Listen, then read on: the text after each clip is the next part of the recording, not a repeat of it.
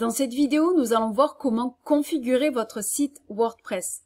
Elle s'adresse à ceux qui viennent tout juste d'installer WordPress et qui veulent commencer sur de bonnes bases, mais aussi à ceux qui ont déjà commencé à créer leur site WordPress, mais qui veulent revenir en arrière pour faire les réglages importants, pour vérifier qu'ils n'ont rien oublié. Alors le programme de cette formation, c'est on va faire d'abord un aperçu rapide de l'interface WordPress et ensuite on va faire tous les réglages importants onglet par onglet de A à Z.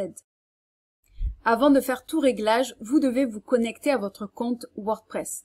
Pour ce faire, vous allez dans la barre d'URL, vous tapez le nom de votre site /wp-admin.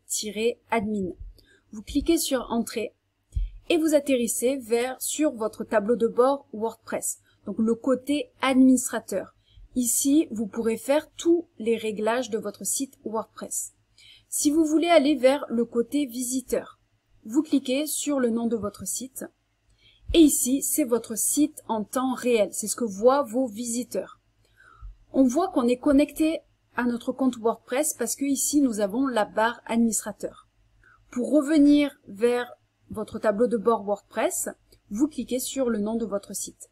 Et ici, ce que nous allons faire tous les réglages onglet par onglet. Commençons par le premier onglet. Celui-ci, vous pouvez le passer, on va le supprimer. Il a été installé en automatique par notre hébergeur web. Donc, ensuite, tableau de bord. L'accueil, c'est ici, c'est là où on se trouve.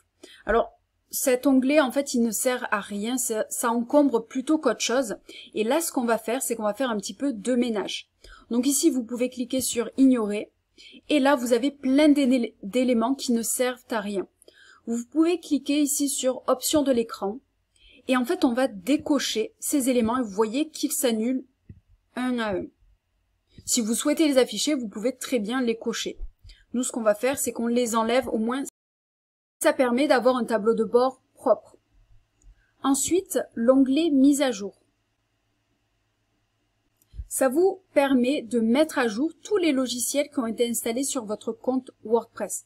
Donc notamment le logiciel WordPress en lui-même, mais aussi les extensions, les thèmes et tout autre élément. Si vous ne savez pas encore ce qu'est une extension ou un thème, ne vous inquiétez pas, on va voir par la suite. Ici, on voit que tout est à jour, sauf un élément qu'on peut ignorer pour le moment parce que ça sera annulé par la suite. Mais à chaque fois que vous avez des mises à jour à faire, vous aurez un petit chiffre ici qui vous indiquera « Attention, il y a une mise à jour à faire ». Vous cliquez sur « Mise à jour » et vous cliquerez sur l'onglet « Mettre à jour le thème »,« Mettre à jour l'extension » ou « Mettre à jour WordPress » et la mise à jour sera effectuée. Ce que vous devez retenir ici, c'est que vous devez bien vérifier que tout soit à jour pour que votre site WordPress fonctionne de manière optimale. Ici, on voit que tout est à jour. Et qu'est-ce que sont que ces mises à jour? En fait, ces logiciels, ils sont mis à jour régulièrement pour rectifier tout bug, mais aussi pour améliorer leur logiciel. Parfois, ils ajoutent des fonctionnalités, parfois, ils changent le design. Et donc, ces mises à jour permettent d'appliquer tous ces changements sur votre site WordPress. Ensuite, l'onglet articles.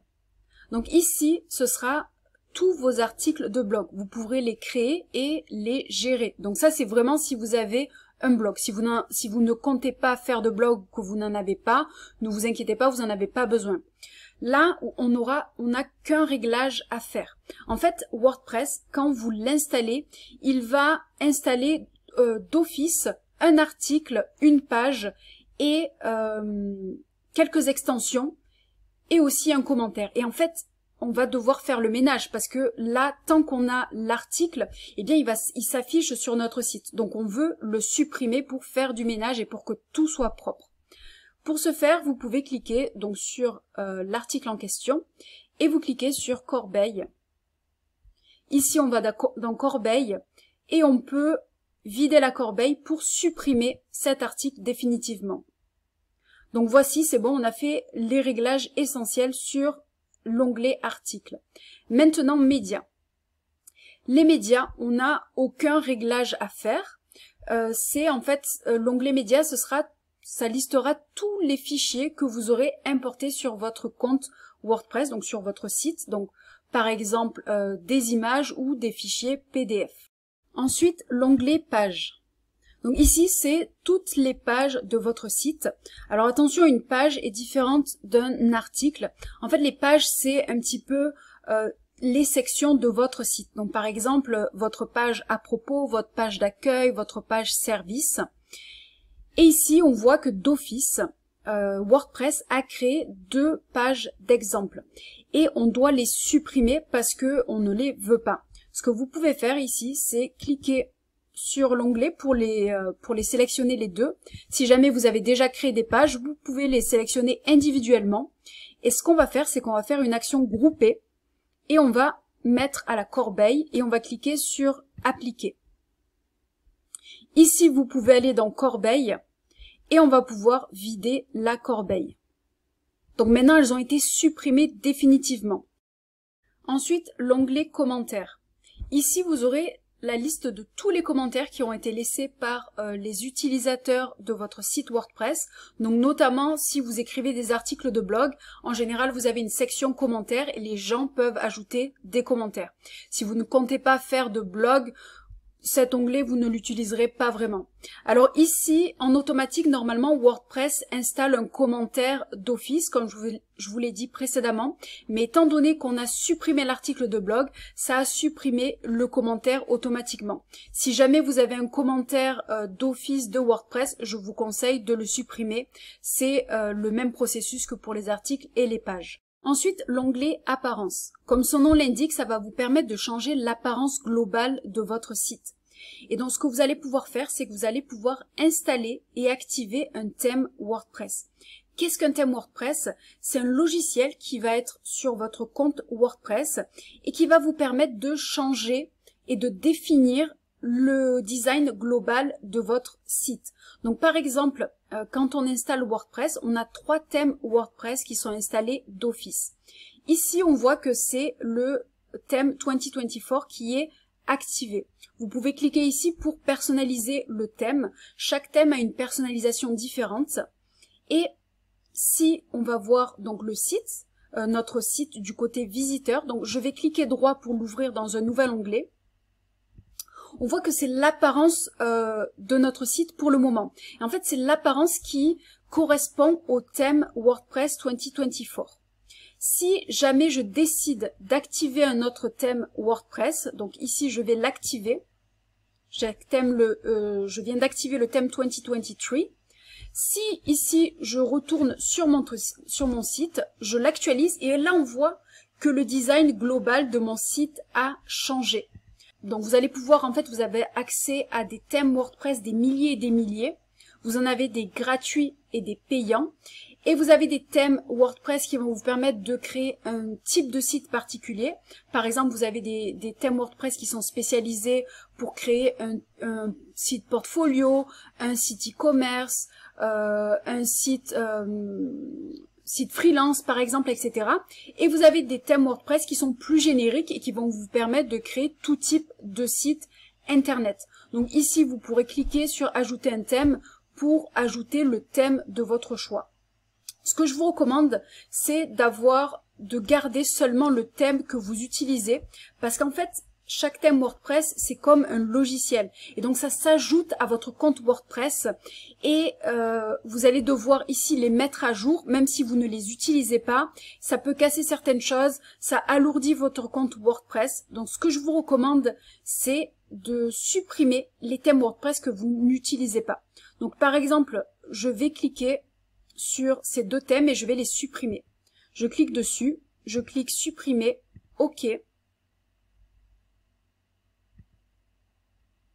Ensuite, je vais sur celui-ci, je clique supprimer, OK. Et là, je suis obligée d'avoir au moins un thème WordPress parce qu'il y a un thème qui doit être activé d'office.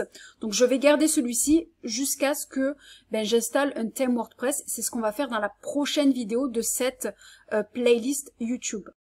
Ensuite, les extensions. Qu'est-ce qu'une extension? C'est un logiciel que vous allez pouvoir installer sur votre compte WordPress et qui va vous permettre d'ajouter une nouvelle fonctionnalité à votre site WordPress. Vous avez accès à des milliers et des milliers d'extensions et c'est pour ça qu'en fait, ça fait la puissance de WordPress parce que vous pouvez tout créer sur un site WordPress, tout type de fonctionnalité. Et d'office, WordPress et éventuellement votre hébergeur web vont installer des extensions par défaut. Je vous recommande de toutes les supprimer, surtout si vous ne les utilisez pas. Pour ce faire, vous cliquez, vous les sélectionnez toutes et vous faites l'action grouper désactiver. Avant de pouvoir supprimer une extension, on est obligé de la désactiver. Donc je clique ici sur désactiver et je clique sur appliquer. Maintenant qu'elles sont désactivées, je vais pouvoir les resélectionner et je vais pouvoir les supprimer. Donc je clique sur supprimer, appliquer. Donc maintenant on a fait du ménage, c'est très important de désactiver, de supprimer les extensions que vous n'utilisez pas, qui ne vous servent à rien, parce que ça alourdit votre compte WordPress et ça peut créer des bugs ou des problèmes de sécurité, surtout si vous avez énormément d'extensions WordPress. Je vous recommande d'avoir vraiment le minimum possible. Et vous avez dû remarquer que l'onglet Hostinger ainsi que notre onglet qu'on avait ici, ainsi que la mise à jour qu'on avait précédemment, eh bien, ont été supprimés parce qu'on a supprimé ces extensions qui ajoutaient, eh bien, des fonctionnalités dont on n'avait pas besoin. Donc c'est bon, maintenant c'est tout propre. L'onglet compte. Alors ici, ça va vous permettre d'avoir premièrement votre compte utilisateur sur lequel vous pouvez avoir accès ici dans la barre administrateur, mais aussi vous pourrez créer des comptes si vous avez d'autres personnes qui vont travailler sur votre site. Donc ici vous pourrez créer des comptes si je clique ici sur ajouter un compte avec différents types d'accès. Et si jamais vous avez un site, si vous créez un site avec un espace membre ou une boutique en ligne ou tout autre type de site où les gens peuvent créer un compte et s'inscrire, eh bien vous aurez ici la liste de tous leurs comptes. Donc ici on n'a pas de réglages essentiels à faire. Pour aller un petit peu plus en détail dans ces réglages, je ferai une autre vidéo, mais vous n'en avez pas besoin. Ensuite, outils. Cet onglet on va le passer puisque c'est des réglages plus avancés, vous n'en avez pas besoin quand vous débutez avec WordPress. Et enfin l'onglet réglages. Donc vous voyez que vous avez différentes sections, différentes sous-sections sous l'onglet réglages et on va les faire un par un. Premièrement, réglage général.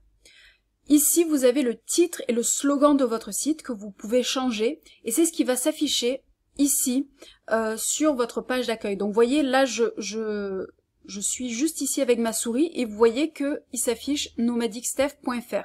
C'est parce qu'on a seulement le titre de mon site. Si vous souhaitez changer, par exemple je vais mettre nomadicsteph et je vais mettre le slogan de mon site. Donc on va faire les autres réglages juste après, mais je vais vous montrer. Enregistrer les modifications. Ici, si je retourne sur mon site, donc côté visiteur, je rafraîchis et vous voyez que ça a changé. C'est ce que vous voyez quand vous passez la souris sur votre page d'accueil. Donc on a changé cet élément, d'où vous choisissez ce que vous souhaitez. Adresse web, vous n'avez rien à changer. Vous pouvez changer votre email d'administration si vous le souhaitez. Donc ça va être sur votre compte. Ici, vous décochez. Donc normalement, c'est décoché d'office. Là, vous choisissez la langue de votre site. Donc, si vous êtes français, vous mettez la langue française. Le fuseau horaire, vous choisissez le fuseau horaire de votre choix. Donc, ici, on est sur Paris. Le format de date de votre choix. Le format d'heure de votre choix. Et la semaine débute le lundi. Donc ici, normalement, c'est d'office, vous n'avez rien à changer et vous enregistrez les modifications pour que toute modification soit enregistrée. Ensuite, la sous-section écriture, donc ça, je vous recommande de laisser tel quel, vous n'avez rien à faire.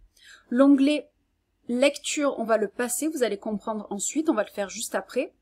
L'onglet commentaires.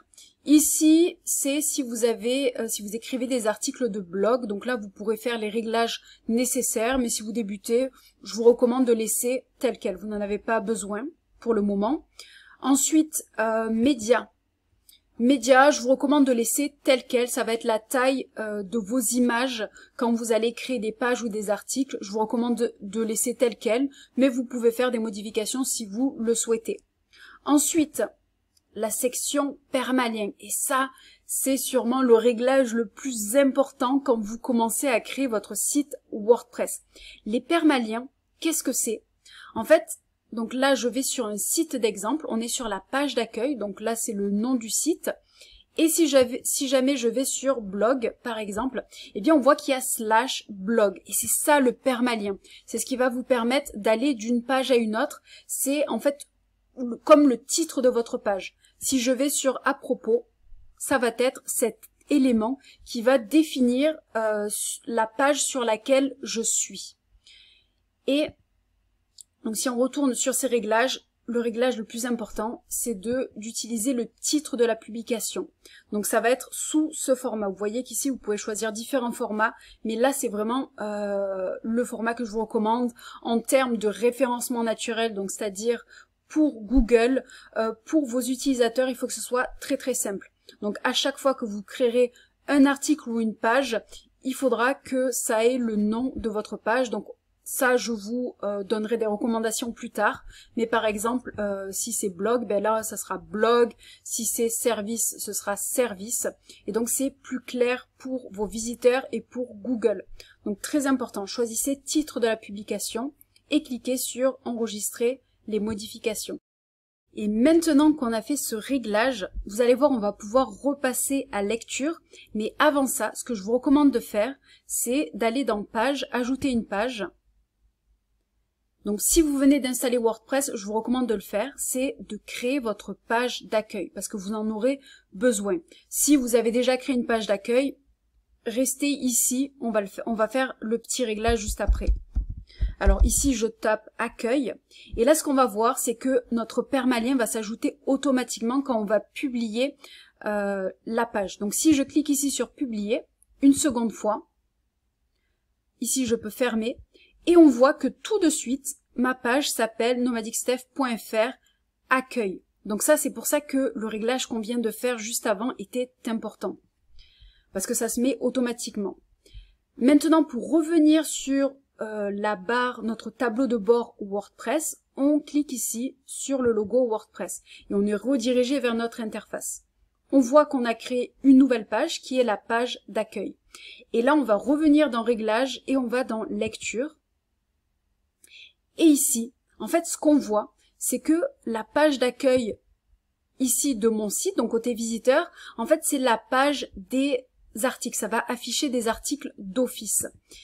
Et parce que c'est sélectionner les derniers articles. Alors, on n'a pas d'article de blog, donc là, ça ne met rien. Mais si on en avait, eh bien, il serait listé ici. Et ce qu'on va faire, c'est qu'on va sélectionner une page statique. Ça va être une page d'office. En général, la plupart, par exemple, je vais vous donner un exemple avec ce site. Donc, si je reviens sur la page d'accueil, ici, c'est une page statique. Alors, on a mis nos derniers articles, mais c'est une page statique. En général, c'est ce dont vous aurez besoin pour un site vitrine. Bien sûr, ne faites pas ce réglage si vous avez un blog et que vous souhaitez afficher les derniers articles. Ça, c'est vraiment si vous avez un site vitrine ou tout autre type de site, ou que vous avez un blog et que vous souhaitez une page d'accueil bien statique. Moi, je vous recommande ce réglage même si vous avez un blog. Alors, et ici, on va pouvoir sélectionner notre page d'accueil qu'on vient de créer. Donc, vous cliquez sur accueil. Ici, vous pourriez vous sélectionner la page des articles. Donc ce que je vous recommande de faire, c'est si vous avez un blog, d'aller dans page, ajouter une page et de créer une page qui s'appelle blog et vous la sélectionnerez ici. Ici, c'est des réglages si jamais vous créez un blog. Maintenant, ce qu'on peut faire, c'est enregistrer les modifications. Et là, alors, on va voir si ça a changé. Ici, on a notre page d'accueil. Bon, bien sûr, on pourra la créer par la suite. Et maintenant, tout dernier réglage de notre tableau de bord WordPress, c'est la sous-section confidentialité. Et ça, en fait, jusqu'à présent, je ne l'ai pas utilisé, donc je viens de le découvrir. Et en fait, c'est un onglet qui va nous permettre de créer une page de confidentialité. Alors, si vous l'avez remarqué, on l'a supprimé parce que c'était une page d'office de WordPress. Mais en fait, si vous débutez sur WordPress et que vous n'avez pas encore de page de confidentialité, alors ce qu'il faut savoir, c'est que la loi vous demande d'avoir une page qui explique à vos visiteurs comment vous traitez les données sur votre site. Alors, si vous êtes au début, ne vous inquiétez pas, ils vont pas vérifier votre page de confidentialité, mais pour commencer sur de bonnes bases, je vous recommande d'avoir au moins une page mention légale ou page de confidentialité. Et en fait, WordPress vous permet d'en créer une super facilement. Donc ce que vous allez faire, c'est que vous cliquez sur créer. Et ici, ça va vous créer une page automatique avec une suggestion de texte dans votre page de confidentialité. Donc si vous débutez, je vous recommande de garder celle-ci. Donc on va supprimer le texte suggéré. Donc maintenant, ça m'a créé un brouillon de page. Pour le moment, on pourrait très bien enregistrer le brouillon. Mais ce qu'on veut faire, c'est publier cette page. On clique publier et encore publier. Si je clique sur fermer ici, que je vais sur page, eh bien, je clique dessus pour afficher. Alors, je me vois pas. Ici, on va afficher notre page de politique de confidentialité et c'est bon, on l'a créée. Vous pourrez la mettre en pied de page et c'est ce qu'on va faire dans une vidéo suivante dans cette série YouTube. Donc voilà, on a fait, alors pour revenir sur notre tableau de bord WordPress, on clique sur le logo WordPress et c'est bon. Donc là on voit qu'on est redirigé sur l'onglet page, on voit que notre page de confidentialité a été créée et on a fait tous les réglages essentiel sur WordPress. Donc vous allez pouvoir créer votre site WordPress sur de bonnes bases. Avant de vous quitter, ce que j'ai envie de vous dire, c'est que les réglages essentiels sont dans la description de la vidéo. Et cette vidéo est la 3e d'une série de 12 vidéos qui est sous forme de playlist YouTube. Donc c'est une formation WordPress débutant. Vous avez le lien dans la description de la vidéo si vous souhaitez suivre. Donc la prochaine vidéo, ce sera comment installer un thème WordPress. Et si votre but avec votre site WordPress est de lancer votre business, j'ai créé pour vous un challenge de 5 jours offert où je vous explique les 5 étapes à respecter pour lancer votre business avec votre site WordPress. Donc vous pouvez vous y inscrire et vous recevrez un email par jour avec une vidéo associée pendant 5 jours. Voilà, je vous dis à bientôt.